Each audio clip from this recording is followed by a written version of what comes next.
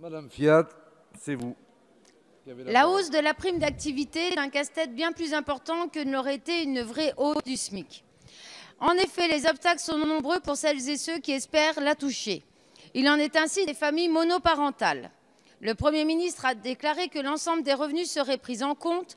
Or, de nombreuses mères ou pères de familles célibataires n'ont pas le droit à cette prime car ils touchent une pension alimentaire qui leur fait dépasser le seuil. Pourtant, les pensions alimentaires ne bénéficient qu'à l'enfant. Prendre en compte ces pensions alimentaires pour calculer le droit ou non à la prime d'activité est totalement inconséquent et pénalise là encore principalement les femmes puisqu'elles représentent 70% des cas.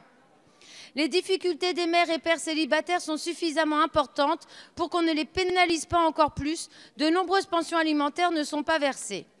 Obtenir l'allocation de soutien familial en cas de non-versement est un parcours du combattant, sans compter que cette allocation très faible est également prise en compte dans le calcul pour percevoir la prime d'activité.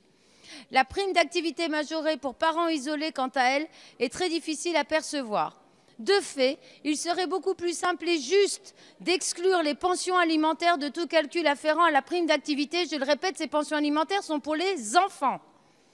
Madame Buzyn, hier, vous m'aviez répondu en commission, Madame la ministre, vous m'aviez répondu hier en commission que cela créerait une inégalité entre femmes en couple et femmes seules ayant un enfant.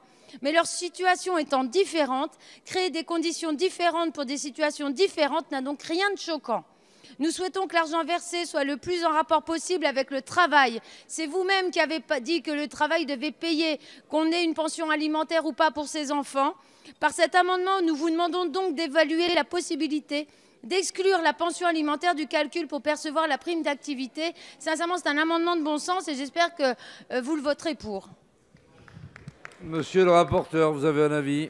Très rapidement, Monsieur le Président. La question de la pension alimentaire est une question complexe. Par exemple, elle est soumise à impôt sur le revenu.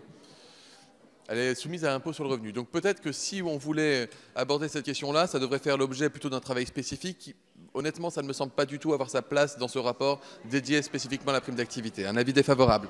Madame la ministre. Merci, Monsieur le Président. Juste pour rappeler quand même ce que va représenter la nouvelle version de la prime d'activité pour les familles monoparentales. Donc aujourd'hui, nous rajoutons 2,8 milliards à la prime d'activité, ce qui veut dire que la prime d'activité dans sa totalité, vous l'avez voté hier au PLF, va représenter 8,8 milliards d'euros. Là-dessus, nous rajoutons donc dans ces 8,8 milliards d'euros, 500 millions supplémentaires sont ajoutés pour les familles monoparentales.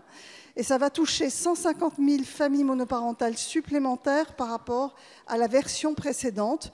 Et nous avons dit hier en commission, Madame la députée Fiat, comme je vous réponds, nous avons dit hier en commission que nous allons inclure dans le rapport une partie sur les familles monoparentales où pourra être discuté effectivement l'impact ou pas des pensions alimentaires. Donc, comme nous l'avons dit, ça fera partie du rapport et donc je suis défavorable à votre amendement. Madame la ministre, voilà, vous dites que ça va être pris en compte. Mais écrivons-le, tout simplement. Et pour répondre à monsieur le rapporteur, effectivement, ça pourrait faire partie d'un projet de loi beaucoup plus global. Et j'en ai parlé tout à l'heure avec d'autres députés de la majorité, comme quoi il y aurait peut-être d'autres choses à faire. Mais ce projet de loi actuel, il s'appelle bien mesure d'urgence. Et c'est bien une mesure d'urgence de prendre en compte cette possibilité du fait qu'on prenne les pensions alimentaires dans le calcul de la prime d'activité.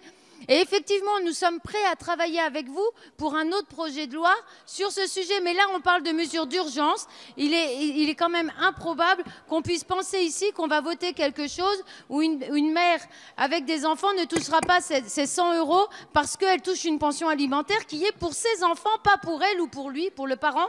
Je le rappelle, s'il vous plaît.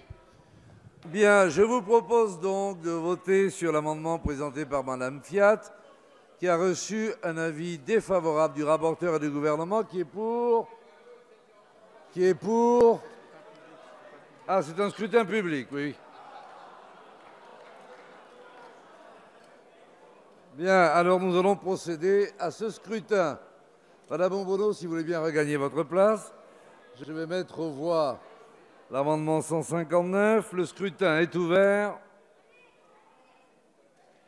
Le scrutin est clos.